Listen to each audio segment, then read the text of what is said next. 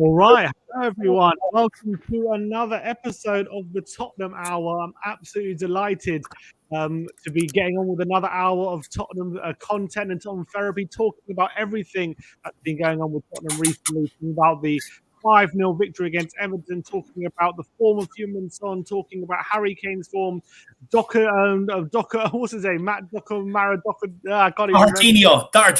Docadinho. Exactly. Roberto Carlos. They got it right. I'm looking forward to getting into this. Unfortunately, Matt Hayes can't be with us today. He's got some work commitments. But we've got an Englishman, an Irishman, and a Scotsman here today, and they're all walking into a bar, as we all like to say. Absolutely delighted to be joined. Obviously, my brother Ben from WeAreTottenhamTV, David from the Irish Hotspur, and Brains McLeod joins us today as a guest. How are we doing today, Brains? I'm doing good, man. Yeah, I love that. Scott, an Englishman, an Irishman. I love that. All walking into a bar. I'm sure you can all come up with a joke. I'm waiting for the punchline in the comments. Exactly. Whoever comes up with the best joke surely gets a prize or something. 100%. Come on, get your punchlines ready. Look.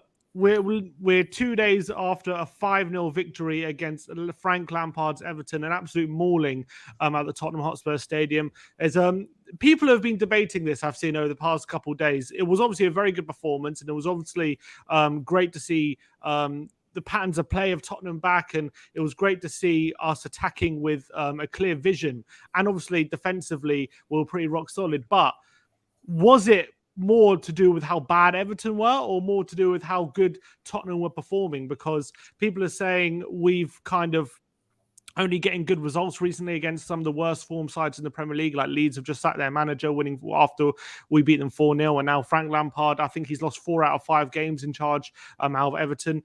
Let's start with you, Brains. I want to know, how are you feeling after that victory, and how are you feeling now, having a couple of days to digest it after that victory against Everton? Are you seeing a brilliant performance where, you know, the likes of Doherty and Kulu really stood out, or are you saying Everton are really in trouble and they could really be going down based on what you saw? Look, I find it absolutely crazy whenever I hear BS like,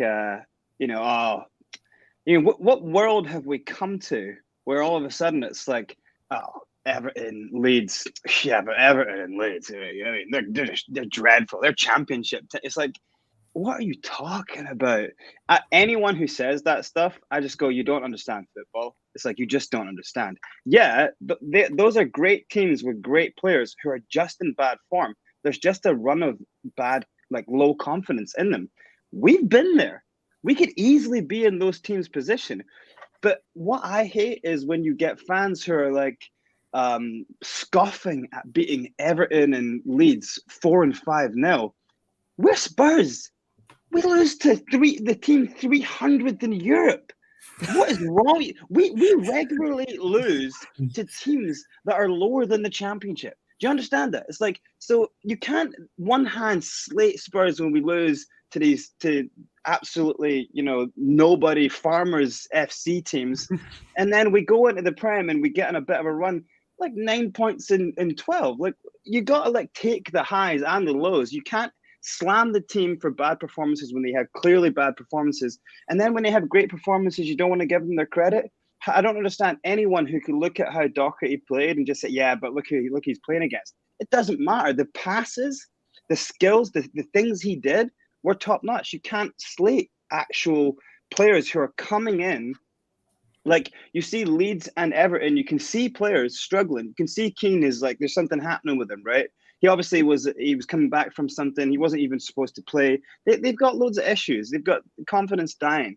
But then you see someone like Doherty. Doherty has not had like, it's not random. He's actually played increasingly better over the last 4 or 5 games. And now he's just, boom, he's hit his absolute best that he could possibly play. We finally got the peak of his ability, and it looks good. And I don't know, it's like, obviously you put Bentancur in there alongside Hobby, and we just look like a different team. So I think it's like, no, we just look like a different team when you put the right team out, So I think all credit to that team for going out and executing Conte's game plan to a T. And that shows you how good a Spurs team could be if he has the players and they follow the plan. Yeah. Without that, you drop You drop Winks in there. It's like it's dropping like red ink into your washing when you've got all whites in. Do you know what I mean? It's gonna go. It's gonna go bad. You know, it's like running through a field of mud, and you're gonna get dirty. So yeah, celebrate the Lily Whites for doing well when they do well. That's what I say. Is that how you feel, David? Do you feel that the victory was a combination of a well-deserved performance, like a really strong performance, or do you feel like Everton turning up to White Hart Lane? Some are saying, I've heard some say it's one of the worst Premier League performances from any Premier League side. Because the game was done after 55 minutes. It was like a training camp after that. We just kind of passed it around the back. No, you could have left the stadium after 55 minutes and you wouldn't have missed anything. Was it one of the worst performances from an away side you've seen, or do you think maybe Tottenham made them look that bad? Look, you can look at it that way if your glass is half empty, but mine is always half full, Sim. And for me, I actually think we deserved it, lad. To be honest with you, look, when we took care of possession like we did, what are Everton supposed to do to us? We made them look bad. This is a team that turned up to Man City a couple of weeks ago and could have bet them. They could have bet them. You know, we made this Everton team look bad. At times we were passing it around the back nice and slow, passing it back to Hugo Lloris. Everton were coming out, and then boom, we're at them every single time. It was too easy. Look, what I will say, it was a great way for Jordan Pickford to spend his 28th birthday as well, which was Monday. You know, a couple of howlers in there. That was nice. And we made Everton live up to their nickname. You know, toffees, hard on the outside, soft on the inside, and that's exactly what we've done to them. You know, and I was absolutely loving life. Look. You look at Doherty, he showed up. You look at Romero, Dyer, Davies, solid across the back. Hugo Lloris didn't have anything to do. Sessegnon done well the first half. Reguilon came in the second half, had an instant impact. You look at midfield, Højbjerg and Bentancur got stuck in when needed and looked after the ball incredibly well all night. And you look at Kane, Son, and Kulusevski. I mean, Kulusevski came off with 2 assists. Kane came out with what was it, a goal, 2 goals? I can't even remember now. It was an own goal anyway. But Kane came out with a goal. You know, Sonny came out with a goal as well. And again, you know, all 3 of our front men doing damage, assisting goals, scoring goals. I mean, what more do we want as Spurs fans? This is what we've been crying out for. Yes, all the pieces of the puzzle is not there, like Brain said. But when Tottenham win, you got to give them credit. Look, I said long ago, I was always going to enjoy the victories when they come in because you just don't know when they're going to come this year. You have to enjoy it. Look, as Spurs fans, I get it. We've been shit this season. We've put down our team so much, and I've been at the forefront of that, and rightly so. They've deserved it. But when they win, you got to give them credit. Stop saying that, you know, it's the worst Everton team we've seen. It's the worst away performance we've seen. At the end of the day, we've lost to Burnley. Like, we've lost to NS Moore this season. We've lost to Patros de Ferreira this season, you know. And we turned up. We made them look bad. We actually made them look like relegation candidates. Frank has done his job when he's come in. Get them relegated. What more do we want? Tin Pot Club. Brilliant, David. Talking about Lampard, Ben. Obviously, the title of this podcast is Frank Lampard gets bad everywhere he goes. Tell me, do you think Everton have made a clanger here appointing Lampard or replacing Benitez with Lampard? He's lost 4 of his 5 games. They're 17th at the moment. I think Burnley. I think maybe they played a game more than Burnley. I think Burnley have a game in hand on them, maybe, and they're 1 point ahead. There's even talk today about points deduction, but I don't know how credible that is. But do you think they're in real trouble right now? And do you think they have the players to survive a relegation battle? Yeah, I think they got the players to do it. I think when you're looking Dele Alli. Exactly. They've got Dele Alli. What more do they want? No, but I think they've got quality players in there. When you're looking at players in the relegation battle, I think a lot of the players that play for Everton shouldn't be in a relegation battle. I really rate the likes of someone like Ben Godfrey, Donny van den Beek, Richarlison, Calvert-Lewin. You know, they've got some good players. Who? they got the likes of some good players there, but I think they made a massive mistake appointing Frank Lampard. You don't appoint a rookie manager to try and keep you up. You just don't do that. You need to have an experienced head in there. And I think they should have kept with either what they had or gone with someone of a similar ilk. Obviously, Rafa Benitez was always kind of doomed to fail there because of the whole Liverpool connections. And, you know, he was on a hiding to nothing before he even got the job. But I just think Frank Lampard is completely the wrong direction they need to be going in. They need to have an experienced head there that's experienced in Premier League football and experienced in keeping teams up. I would have even put in Sam Allardyce before I'd put Frank Lampard in the situation they're in, to be honest. And that's saying something.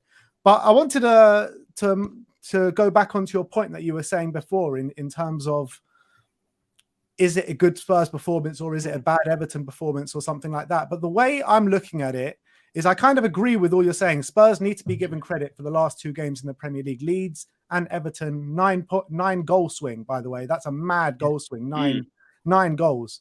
But what I want to see from this Spurs team, I want to see them perform this kind of way against a team that sit in a low block, that sit compact. We only seem to be able to beat these teams that come at us, that leaves loads of space in behind. So that's what I want to see. I want to see us go out there and beat the Burnleys and beat a team that make it really hard for us, because the way our team is set up, it's set up to beat these kind of teams, the Evertons, the Leeds, the Man Cities. I can't believe I'm saying that, the Man Cities, but it's true. The way those teams are set up, it's absolutely playing to our game. So I want to see us against teams that sit in a low block and see how we can compete against them, because so far we haven't competed well against those teams. Yeah, I completely agree with that. But just quickly on Frank Lampard, if they actually are, they are obviously in a relegation dogfight, but if they do go on lose a few more games in a row, do you actually think there's a chance they could sack him? Because with their financial situation, as I was saying, there's rumors of a points deduction because they're not meeting financial fair play and all that. Like, if they go down and they don't have the Premier League money and they're going down to Championship, they can be in really big trouble financially. How long was the contract that they gave him? I don't know. I can't remember. But I think that's a key factor in your question, because if he's only got a short-term contract there, then I think it's likely. But because of that whole financial thing, if he's got a long-term contract, they might have no choice, Well, who else could they get? I mean, that's the problem. It's like, who's going to go to a team who's in such a downswing? You know what I mean? Should have left Big Sam, man. Big Sam. Yeah, I mean, I think he could be. I mean, Steve Bruce. Steve Bruce will come save. Maybe Ashley Cole will step in from a manager, a real manager. Talking about obviously individuals, you mentioned Matt Doherty. I want to bring David on this, because David obviously was tooting his horn a lot when he first signed for Tottenham. He's had to put up with a lot of shit about Matt Doherty, just because he's Irish, pretty much. Everyone blames David for him. It's my fault. Even when we lose, it's my fault. You finally feel like we're starting to see the real Matt Doherty now.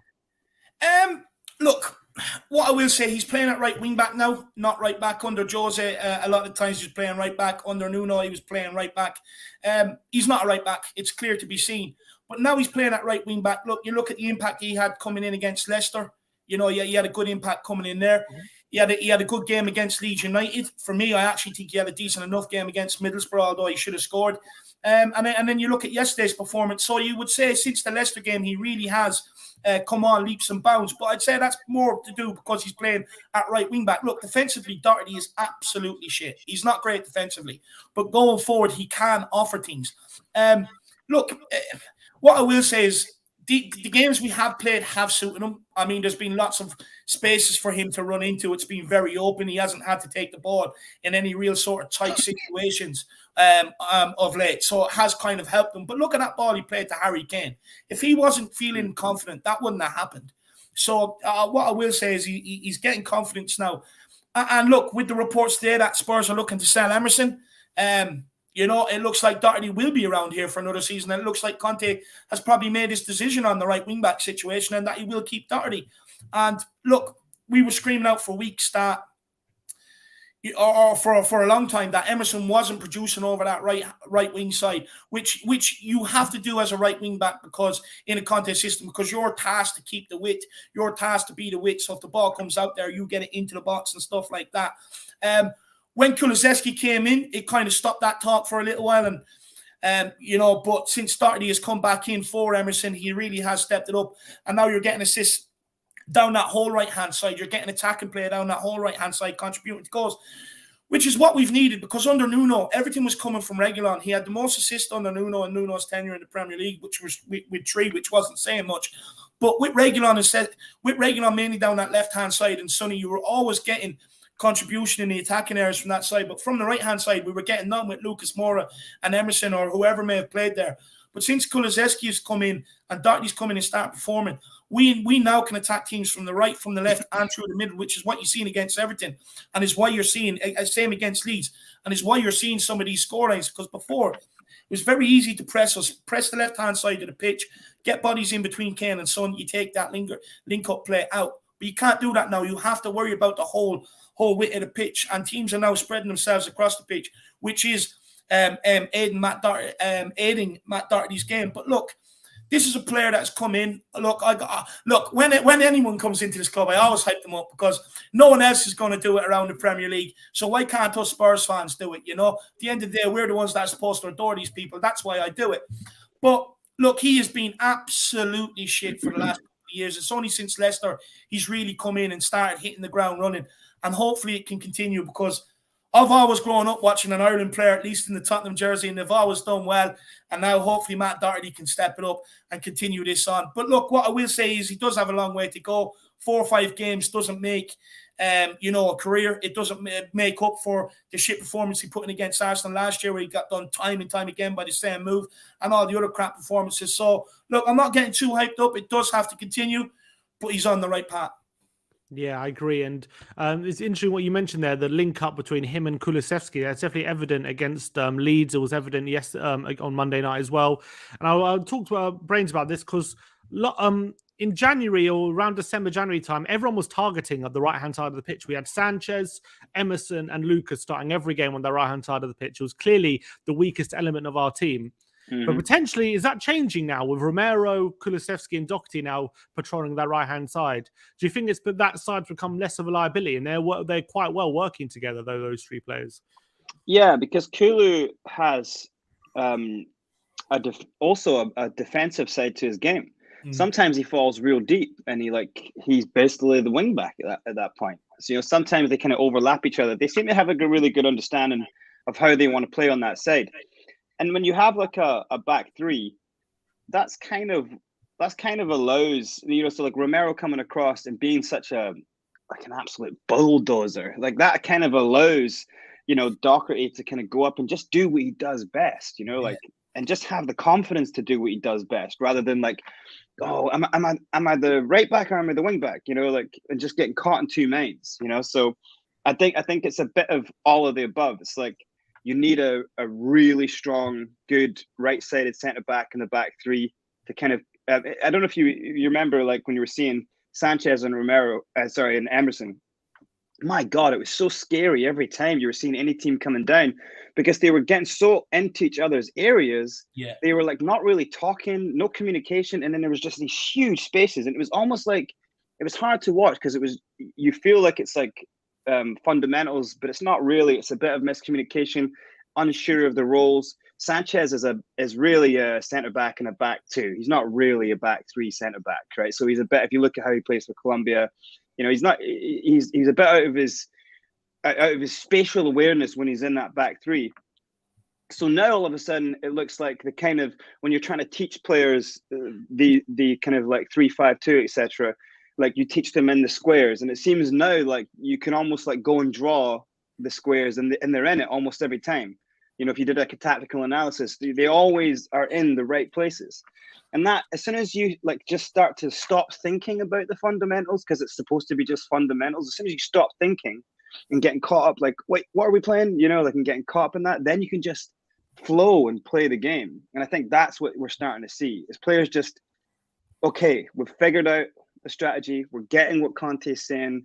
He's installed certain fundamentals that kind of you can forgive have been knocked out of them because they've had so many ups and downs, not starting. Am I in the team? Am I out of the team? Am I what kind of, where am I playing? It's not really my position. I'll do whatever I need. You know what I mean? Once you now get to all right, here's how we're going to play. You just go and do your best, son. You know what I mean? Now it seems like they can just get a thing going. I just love when you see players just starting to be confident, and just starting to play how they can play. The pass that Doherty was cutting inside a lot, and he put Son through with a beautiful pass as well, and Son should have scored. So he's got he's really turned up his game. He's coming in, he's doing a lot of things that you would never imagine he would do. The weight of the pass, the spin he put on the ball for the assist for Kane, Mm. it was breathtaking. And it's got nothing to do with how good players are around him. He went through it, island needles through 3 players. That takes confidence, his controlling of the breath. He didn't panic to be able to play that ball. So you have to give credit where it's due. I think we're finally starting to see things come together with Conte's formation.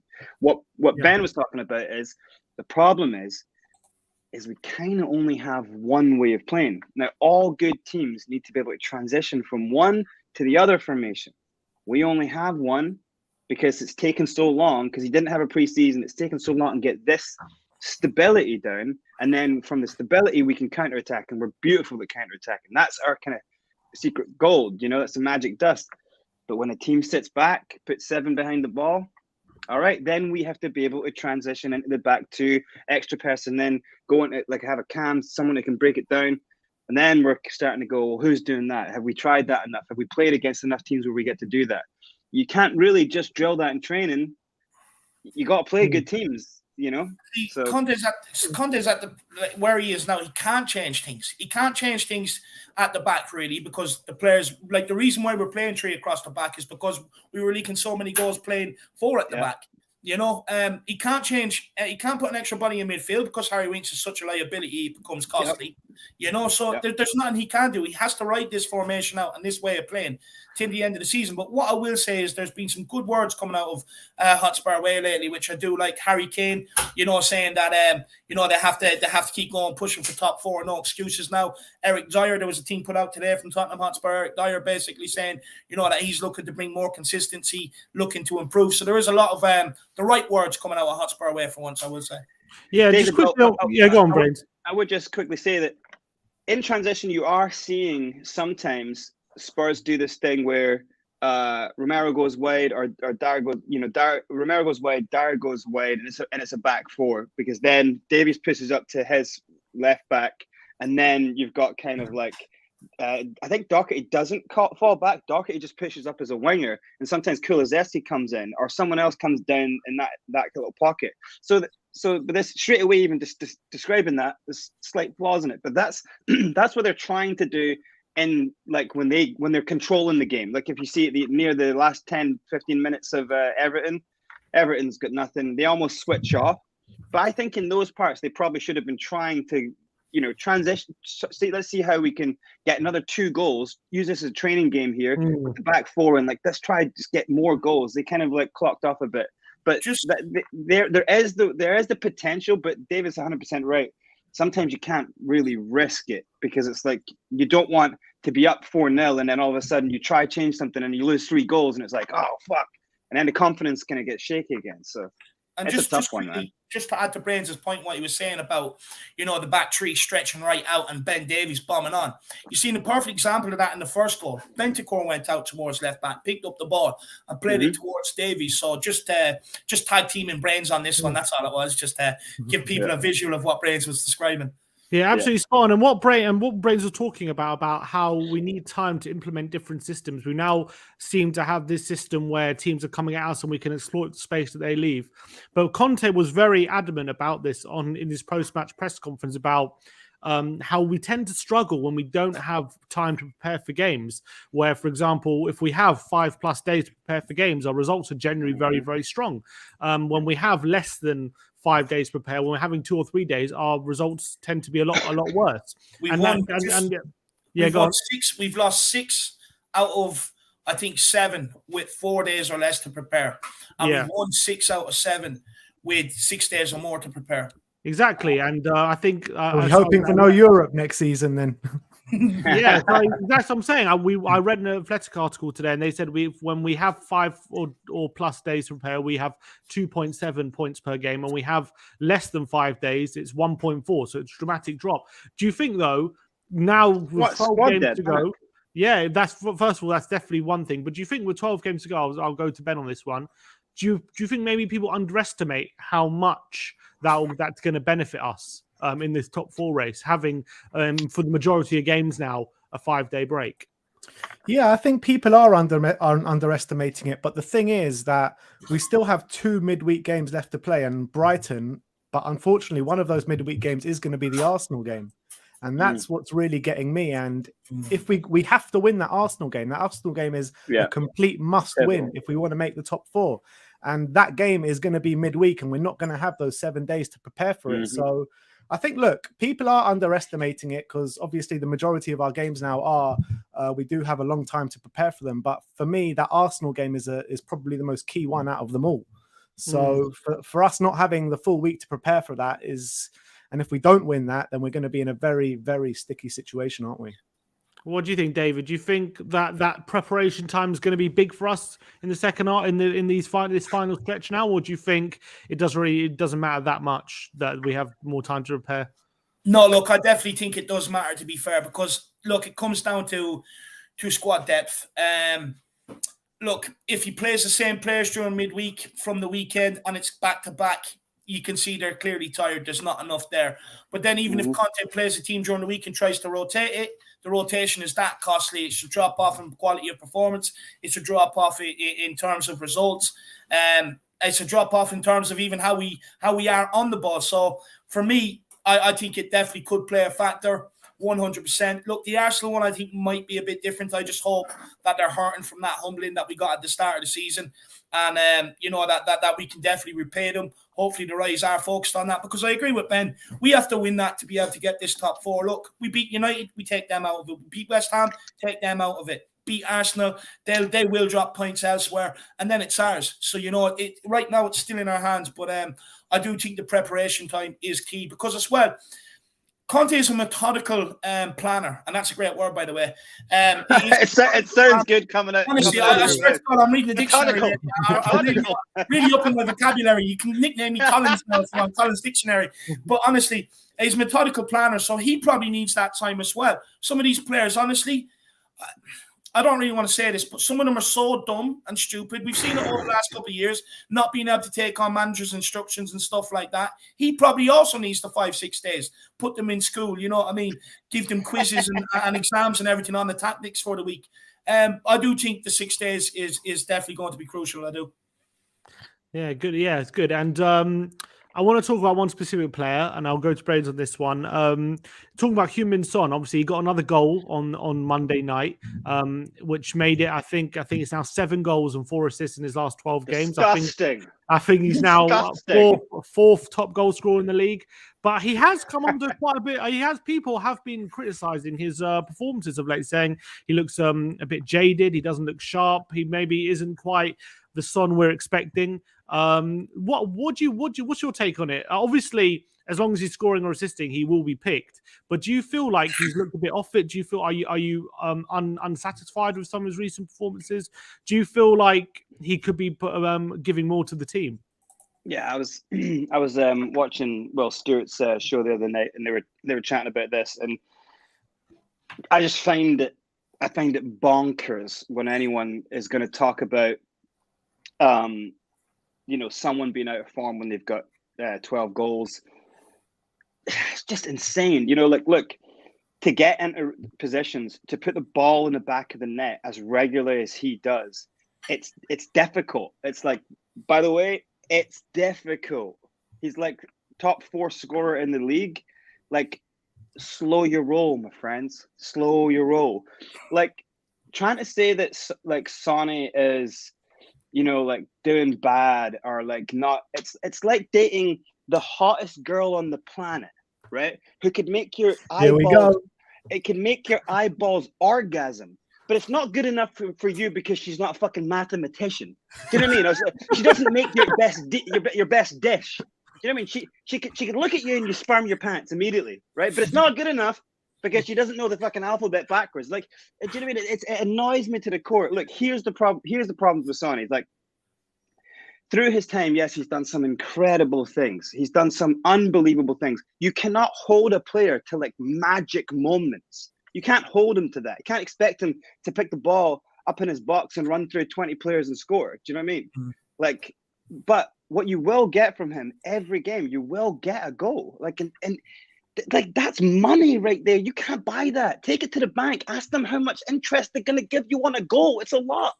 Do you know what I mean? It drives me nuts. Like, the thing he can't do right now, and it's just because of a little bit of a confidence knock, is he can't pick up the ball when he's facing his goal. Players come in the other sides of him. Who knows if this is not players around him talking loudly enough? He's just not good right now at taking the ball in dangerous areas. His touch is letting him down a little bit. But still, when he's on he is a front foot towards goal player. Get him on the front foot going towards the goal. He's still looking world beating. He is a world class elite player. We cannot, as a fan base, we should watch our tongues a little bit, because this shit, it filters through the crowds. It's when you're in the stadium and Son hears like, oh, fuck off, Son. You're like, when he hears that stuff, you have to realize you are having a negative impact on the player. Like, he doesn't deserve that. He's scoring goals for you. He's delivering on what you love. So you have to really appreciate the best parts of a player. And when they're having a little bit of a bad run in certain areas, don't knock them too heavily. He's still like a godsend for us. Like, let's just relax. It's the same with Højbjerg as well. Brains, I think no matter, look, obviously Sonny is a very, very important player for us, and there's no chance I don't think anyone should ever want him dropped out the team. But the fact of the matter is, what you said right there, that his touch looks off, and the other thing that you said, that shows that he's not performing at the top of his game right now. And but at the end of the day, he's scoring, he's assisting, he's providing for the team. And you say that, goals and stats, it's not the be all and end all for everything, goals and stats. I remember one season Darren Bent got 20 goals for us, and we sold him the next season. You know what I mean? He was scoring every game, and he was playing terrible in every game. He was just getting on the score sheet. And I think with Heung-min Son, I think that he's a brilliant player. He's a brilliant player. He scores, assists in most games. Nobody wants him out of the team, but he's just not performing to the best of his levels at the moment. I think you're concentrating on what he isn't doing compared to what he is doing. Do you not think that's fair? If we were concentrating on that, then we would say we'd probably want him out of the team because of he's not performing to the best of his levels. But what I'm saying is, he's a top quality player. We love him dearly. He's our boy. He's Sonny. He's scoring and assisting most games, but he's just not performing at the top of his game at the moment. Ben, young Pacino, hear me out. That's what I call Ben, young Pacino.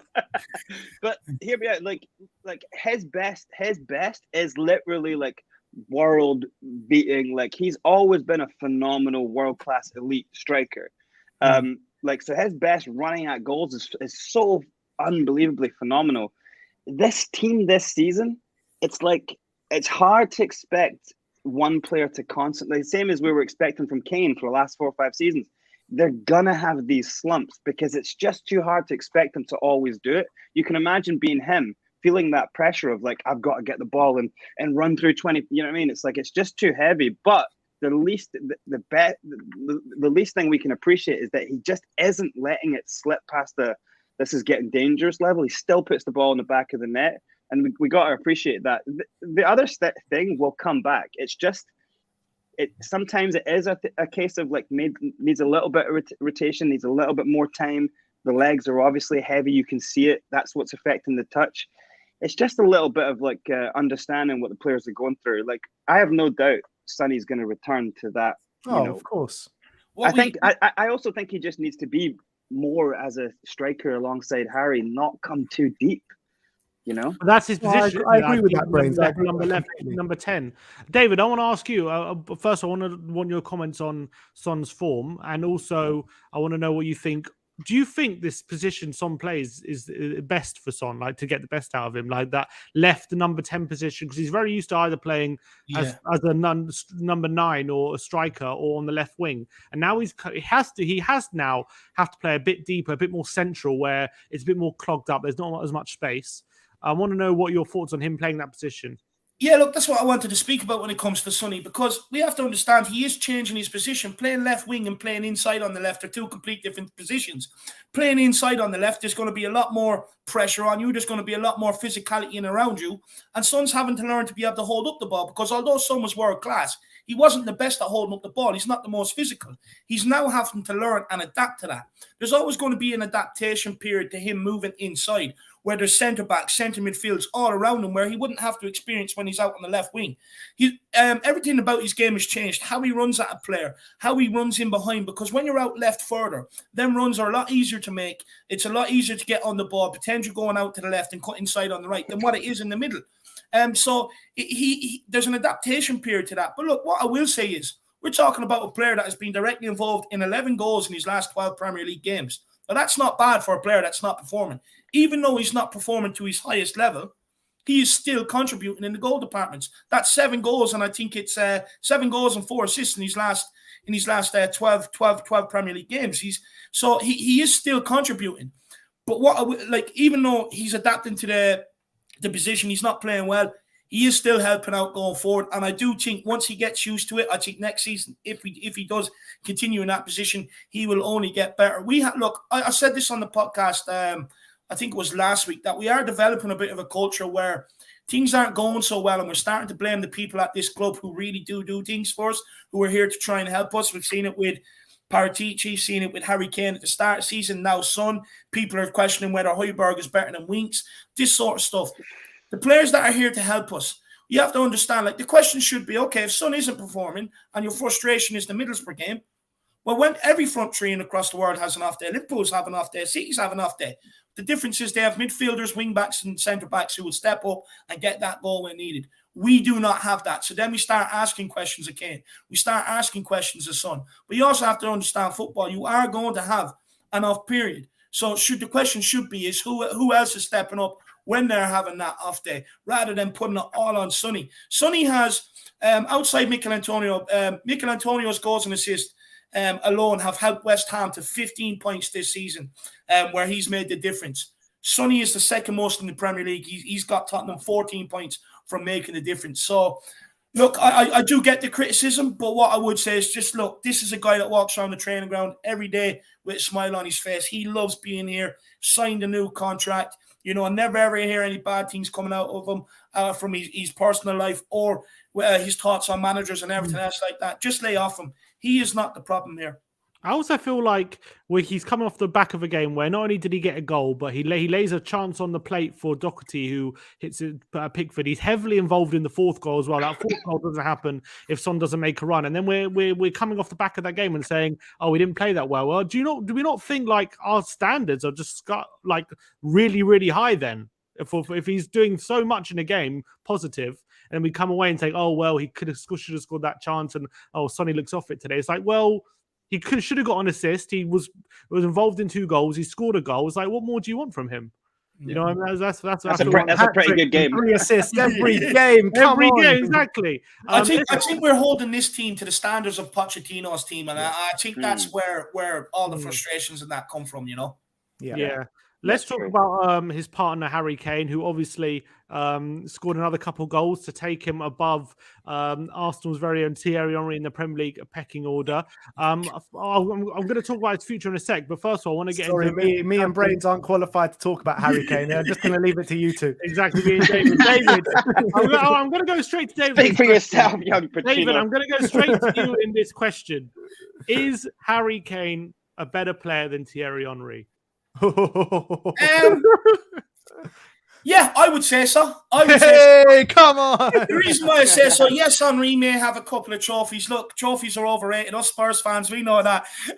No, seriously, no, I do want trophies. But look, when it comes to Kane and Henry, look, Kane and Son, the best duo in Premier League, better than Drogba and Lampard. Yes, they won things, but they're never ever going to be as clinical as Kane and Son. And look at Kane over Thierry Henry. Kane will break the record, the Premier League goal scoring record. He will break Shearer's record.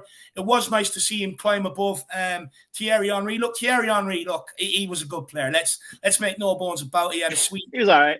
Players and stuff like that. But you look at Harry Kane. Harry Kane has had more of a struggle in his career. He was out at lower league teams, on loan and stuff like that. Came into Tottenham, got his chance and never looked back. This is a guy that, through all of our good times under Pochettino, he was key to it. Even throughout these bad times, he's been key to keeping us somewhat in the top half of the table. He can drop deep. He can link. He can spread passes. One thing he can do that you never seen Thierry Henry do, which is defend. How many times this season have we seen Harry Kane get back there, heading things away, tracking people back, getting in tackles? This guy is well better than Thierry Henry. Better finisher, better passer, better at taking on players, and better defender. And look, if people don't believe me, all you got to do is go and look at the Premier League goal records. It tells all. Just look at the Premier League goal scoring charts. That's all you need to know. Exactly. As of Monday, go look at the goal scoring Premier League charts. That's all you need to know. What I will say is, I think we should be nice to Ben and Brains, even though they did not slay our star man. They were a bit dubious at the start of the season. I feel like we should let them in on it. Listen, let me settle this. Thank you so much. Let me just put this straight. I only ever said that I wanted Kane to go if Kane wanted to go, and it was just wrong to keep a guy. But to be honest, never doubted his skill. I would go so far as to say that right now, as an all-round game, as an all-round player, I think he's the best footballer in the world right now. Like, as an all-round player, I don't know if there's anyone in the world who can do the dribbling in the box stuff, because there's loads of people that can do it, but hit the net is consistent. Like, and now, like, you see, like, you know, no goals, and 1 goal in the first half of the season. He's got 10 already in a month and a half. You know, he's like, it's some insane numbers, and he could get to 20 by the end of the season, which would be mind-blowing if you consider the slow start. But the slow start is there's a reason for the slow start, and then also there's adaptation of his game. There's coming off of the back of the Euros. There's the problem with the club. There's his ambition not being reached. But the adaptation to his game is quite breathtaking to watch. Like, a player who can go in and be a 10, a player who's quite happy to be a cam and still score goals, and then still set a ball up from deep, get into the box as a number 9 all of a sudden. A player who can just transition so effortlessly around the park, go and make a block at the back. I mean, you see when he against Everton, he goes back and he's right on our goal line, and he doesn't lose the ball. He gets the ball out of trouble. So for me, I don't know if there's players right now that I can think of that do that well. Like De Bruyne and Kane, I think, are like the best all-round footballers. Strength, everything, all the attributes, all the fundamentals. I'm not sure there's another. And it's not just being a Spurs fan, and it's legit. If you monitor their game, like, I think Kane might just be the best all-round player in the world right now. Better than Thierry Henry. Yeah, well, the thing is, there's a good point in the chat a few seconds ago. Not sure if it was We Were Sly or it was Willie Howe. I think it was. The defenders back then, obviously a little bit different. I mean, who are you talking about back in the day? Oh God, Liam Ridgewell. Yeah, these people. They're just a bunch of Ridgewells. That's what it was. We had that's exactly it. Yeah, like you got like, but obviously Thierry, quite a different type of player, a bit more of a flair player. You could batter him about. He didn't really have Kane's strength. He had a good awareness of space, and he could manipulate that. And he had a killer strike, and he had a very beautiful eye as a striker. But I think Kane's got like physical attributes like strength. He can just, the way he like pushes into a guy and then moves and creates the 2 yards, and then from that 2 yards he can put a 70-yard ball across the. I don't know how many times you can actually see that done to the perfection that he does with both feet. You're very lucky if you get one player who can do it with 1 foot. Gareth Bale's brilliant with his left foot. He can do it. Can he do it with his right? Kane does it perfectly with both feet. I think that's something that, if you're a lover of football and someone who's grown up playing football, you really appreciate stuff like that. I started talk to someone like me, Brains, especially about Harry Kane. Hey, you said he got 1 goal against Everton a few minutes ago. I meant to say too that. One minute you're saying he got a hat trick of a deflection, then next minute you're saying he got 1 goal. They tried to give him on this. The stadium announced the first goal for Harry Kane as well. They tried their best. He pretty much scored a hat trick on the. Exactly. Scored 3. That's that anyway. Ben, is Harry Kane better than Thierry Henry? Don't ask me this on my channel, on the Tottenham channel, man. Don't ask me this. Look, I got to be honest, and I'm not going to like what I say, but the way I look at Thierry Henry, I think Thierry Henry is the best player to grace the Premier League. I really believe that. I think what he did for Arsenal, what he did for the scum was absolutely unbelievable. He dragged his team to a Champions League final. He dragged his team. Look, that team was full of talent, but he was the talisman of that team. He was unbelievable. He was unbelievable. I actually think he had the physical attributes to match it. I think he used to use his body really well. The speed, the trickery, the pace, the finish. I think he was unbelievable. Time will tell if Harry Kane... his handballs against Ireland, was it?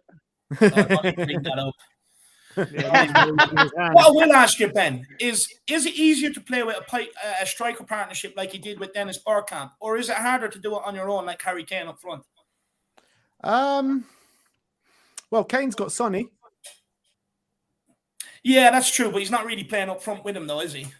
Well, I mean, they're the most, other centre back. They hold the record for the most combined goals in Premier League history, Kane and Son. Yeah, so I mean, they've got a big partnership together. But look, Thierry Henry, like I said, I think he's the best that's graced the Premier League, and I think when you compare him to Harry Kane, they're completely different players. Different players.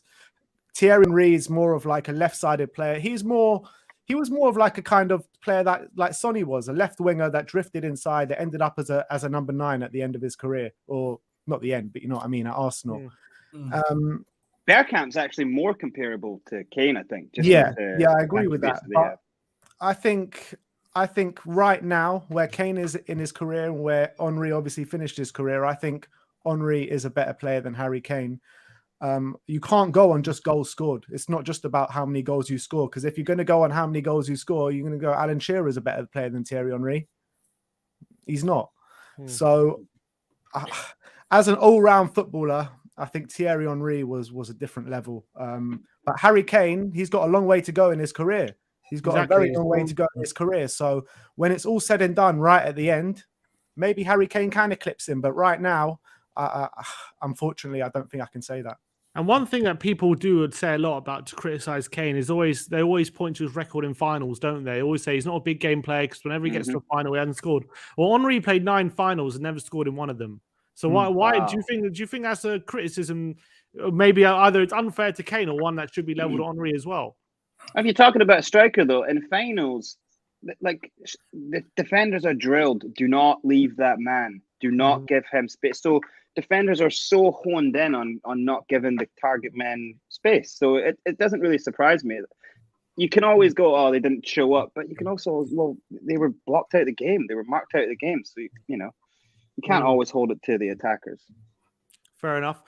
In the Sky Sports studio on Monday night, there was Teddy Sheringham, and he was asked about... Dimple Puss. Yeah, exactly, that guy. He was obviously very, very famously moved from Man United to Spurs because he felt Tottenham didn't match the ambition that he wanted. Obviously, this is pre-Daniel Levy, but he was asked about what he would advise Harry Kane to do if he was in Kane's position. He said, "Look, I left, and if Kane wants to play Champions League finals and compete for titles, I would advise him to leave, and that's what I would do." And obviously, I'll go to Brains on this. Do you think Kane would be listening to that? And also, Kane's been coming out after the win against Everton and kind of maybe it could be seen to be sending the message to the players saying, look, we got cut out the excuses. We can't be saying anymore, oh, we need to learn, we need to do this, that. It's time for us to take responsibility. And do you think he would have maybe been listening to what Sheringham was saying in the Monday night studio about if he wants a challenge, he has to leave Tottenham?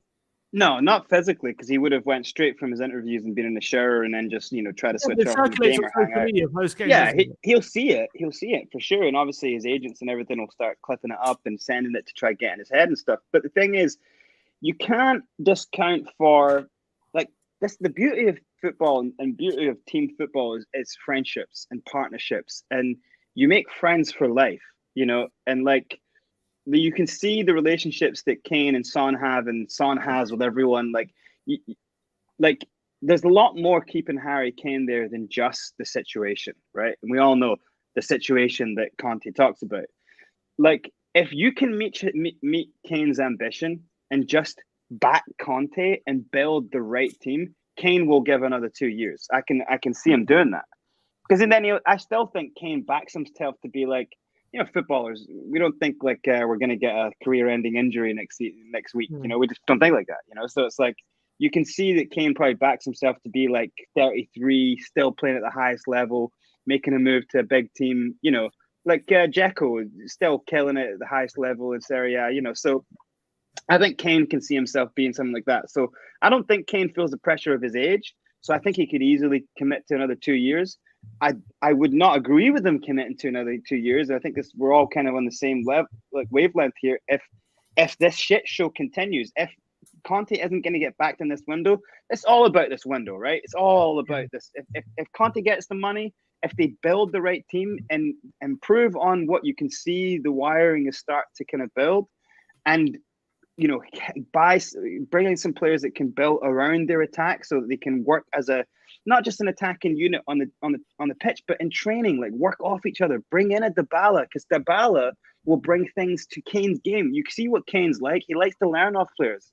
That's why the England camps are really good. He can go and learn off Grealish. He can go and see things. You can see these camps away actually Trust help. me, Brains. Kane's got nothing to learn off Jack Grealish. I disagree. I think some of the stuff you've seen with Kane this season, the little touches and the way that he drops the shoulder, I think some of that is adaptation from Grealish. I think I've heard the two of them talking about wanting to play with each other and liking, you know, the way each other play. I think as a football player, you love when a good player comes into your team. And you love getting to know them, and you kind of see it, and it's just like, oh, is he do that better than me? I want to learn that better. And that's where you want to bring in a big player who's got something, not just a shit backup striker. You want to bring in someone, even a Weghorst is like, he's got something really good about him. You'd want him to come in and go, yeah, I like the way he controls his body. I like the way he uses his shoulder. Like that, I could use, you know what I mean? Like, I don't say that Weghorst will bring improvements to Kane, but you know what I'm saying? Like, an attack, when you're training in that kind of structure, you have like 6 players, you're all together, you work on things together, you try getting each other's minds so that any which way whoever's playing that week, you think like each other. You can see Kulusevski, Son, Kane, you can see like they're already starting to like gel. Their football brains are quite unified. And so I think if in the summer they bring in some decent world-class players, it doesn't matter about their age, even if they're a little bit old, even a Perisic, even, you know, players who are fantastic and still killing it at the highest level, I think that will be enough for Kane to go, all right, we've got a real shot. But if it's not an improvement on existing positions as well, and it doesn't seem like they're going to really go for winning the league next season or getting Champions League, and then I don't think Kane will stay. You know, because I think it would just be too heavy baggage to try go another season and you know, everyone just being okay with us being a 6th, 7th team. You know, I agree with that. And well, David, what do you think? Did you see Sheringham's comments on the Monday Night Football? And what do you think Kane would be thinking if he was watching Sheringham, someone who's won it all but felt like he had to leave Spurs? Yeah, I've seen them. They pissed me off, to be honest with you. I wanted to put a muzzle on the guy.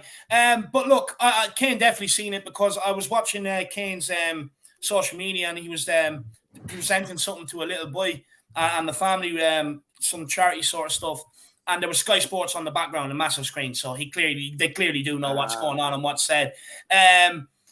Look, do I think he should leave for selfish reasons? No. But if I was in his position, it is kind of getting to a point where, like, you know, what do I want my legacy to be? Do I want it to be a one-club man, which is a great legacy to have? It's very rare in modern-day football. Or do I want to go down as one of the greatest of all time to ever grace the Premier League and win cups with it? Look, I think if Conte goes, Kane goes. I think if Conte stays and he feels like he's going to get the backing, Kane stays. What I will say is the media are doing their little tricks again, seeing it out today. Man City, you know, interested in Kane, blah, blah, blah. I'm sick of it. I'm absolutely sick of it. Just leave my Harry alone. Let him get on with his family life and Tottenham Hotspur.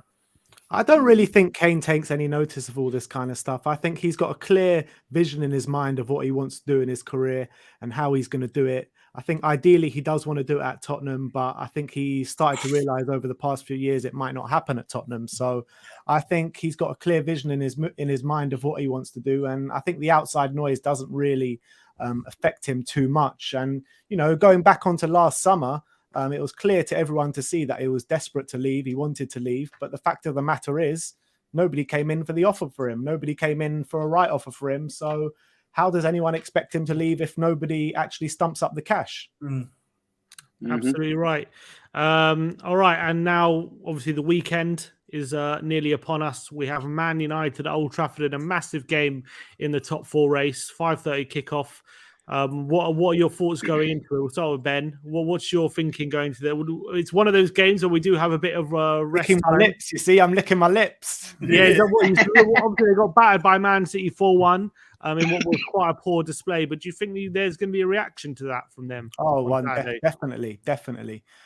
The way I'm looking at Man United in their past, since Ragnick has come in, really, I think they have good first halves. They come out the blocks quite well. And then the second half, they just completely fall off the cliff. I don't know. I can't really put my finger on what's going on at Man United at the moment, but we've going to have a whole week to prepare for this game. So I'm going into it somewhat with a bit of confidence. I think that's probably bad that I'm going into it with confidence, because every game I've gone to with confidence, we've fallen flat on our faces. But look, it's a massive game this week. Like I said, with the whole week's rest and preparing with Conte, Man United not in the right frame of mind. I think we can go there and really hope for a positive result this weekend. And if we do go there and get a positive result, then I think teams like Arsenal, West Ham, people around us are really going to start to sit up and take notice, I think. David, is a draw a good result on the weekend, or is that not good enough in where we're at? From the United I've been watching the last while, no, it's not good enough. We've got to go up there. We've got to beat them.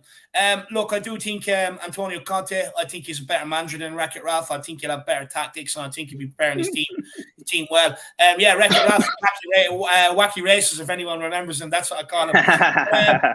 Look, hopefully they do start that fridge at the back. Maguire, Harry Kane will have a field day off that guy. Lindelof as well. Going forward, we should rip them apart. It's just how well our defence holds up. Because, look, although United haven't been playing well of late, they always have them players in the forward areas to produce that moment, to produce that pass. You have Bruno Fernandes there. Jadon Sancho scored one at the weekend. Look, Ronaldo, I'm not sure whether they're going to hold him back for the Champions League, but it does look like they have one eye on that Champions League tie as well. Cavani, I don't think he wants to play there. I don't even think he wants to play. Rashford is off form. But we have to be wary that at any moment, any of these players can put the ball in the back of our net and can turn it on.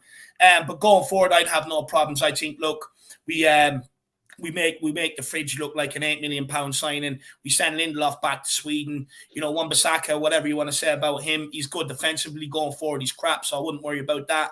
And Luke Shaw, the other side, I'm not really too worried. And De Gea has a mistake in him. So, look, I'm with Ben. I don't want to go into this with too much excitement, too much optimism, because anytime I do, I end up being pissed off. I'm feeling really low after some of the lowest I've ever felt. So I'm going into this with the mind that, yes, United can cause us problems, but we play as well as we did on Monday. We should get out there with 3 points. The fact of the matter is, right, United will come into this game backing their own ability. They'll think they can come and turn us over at Old Trafford 100%. So they'll come at us, and that will leave, the way that we want to play on the counter-attack, getting men in behind, dropping Harry Kane deep, getting Sonny, Kulusevski in behind and stuff like that. So I think the way Man United will play will suit us. But like David said, at any time, they can turn it on with the likes of Pogba, Bruno Fernandes, maybe Cristiano Ronaldo might be playing. They've got top quality. I hope he is. I hope he is. Well, because they're not, then they won't press us. To us at the Tottenham Hotspur Stadium, at any moment the guy can score a goal. You know what I mean? So yeah, they've got top quality talent there. They've got top quality talent. And how many times over the past few years, under Pochettino, under Jose Mourinho, have we gone into a game against Man United and feel like, all right, Man United are here for the taking, and they just turn us over? At home, under a shoe shiner, we slapped them all game and lost 1-0. It can happen. But what I will say, boys, just a bit of a warning. Bring your umbrellas with you, because I do believe that there is a lot of leaks in that Old Trafford roof on the stadium. So do bring your umbrellas with you. I think player for player right now on form, like if we put our team out that we can play, our only first team out, I think we dismantle them. I don't think it's that tough a game. But the thing is, you're going to the theater of dreams. It's a very hard place to go, and just they have to do something. How many times could you see them constantly having bad performance? Like something has to happen for them, right? So you can't imagine that they'll have another stinker. But like I think it was a super chat from old Jackie boy Jack Kanicki. he was asking one of the bigger questions, which is, should Skip come in? I've seen a few different places talking about should Skip come in and just get Højbjerg's spot. And I say, hell no, Jackie boy.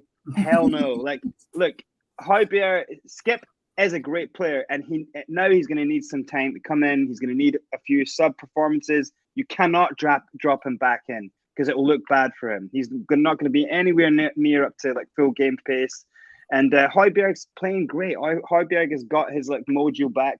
He's looking like a mixture between like a monster truck and a 747. You know, he's doing all right. So like, I think keep the confidence between Bentancur and Højbjerg. And if it's going well, you know, like bring him on as a sub, fresh legs. You know, he's a great player to come on, and then slowly accumulate him back to playing, and then maybe he's a good rotation guy, but not to come straight into the team. I think if we start, he's even going to be fit for this weekend anyway. Oh, won't he? All right, okay, yeah. I mean, probably not an option. Is not, yeah. Oh, is any of us worried? You know, as well as Doherty's playing right now, you know, him up against someone like Jadon Sancho, was that not something to worry about? It's all right. Romero will deal with him. Yeah, I think Romero. I think Romero will pocket him, and then it's really just Puke Shaw that he's got to deal with. So I think it's all over the pitch that we need to be worrying about. Let's be honest. So yeah, but I think on the day, if we play like we did against Man City, I think we can take them. We can take because they don't have anywhere near a team of Man City, and if we play the right way, like let them come on to us, do the same thing, game plan, like you know, sit a little bit deeper, and then just attack that big slab head and just like go crazy on the counter. What I will say is Sonny on the shoulder of Maguire and boom. Yeah. What I will say is I would be weary of Davies and Dyer. If Wreck-It Ralph done his homework, he would be targeting that side with his most pacey players and getting them to go in behind at every given opportunity. Yeah. As far as anyone over the right-hand side, to be honest with you, we've got Romero. I mean, the guy is sick in the head. Even when he's on the ball, he waits for someone to touch him just to get that contact before he passes it. I mean, how many times have we seen this guy just career across, clatter people? I mean, his eyes lights up at 50-50s. So I think after the first one or two balls down that side, they might rethink about going down that side again. Yeah. All right. Well, I think that our time is up for the Tottenham Hour.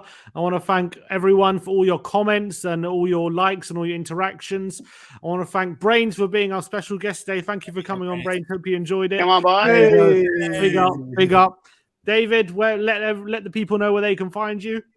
Yeah, you can find me over at the Irish Hotspur, or else you can find me in London next week. Cannot wait. Right. You know, be over there for the West Ham home game. So, you know, I'm absolutely buzzing. I'm loving life. So, but the Irish Hotspur is the home of me. If anyone does like what I contribute over here, just get over there and smash the subscribe button. Even if you don't like me, I'm a Spurs fan at the end of the day. So still smash that subscribe button. Come on, support the Tottenham family. Thank you very much, David. And obviously, Ben, thank you for joining us as always. And we'll see you very soon. You're welcome. I feel very welcome. Thank you very guys. That's been the Tottenham Hour. And as always, come on, you Spurs. Come on, you Spurs.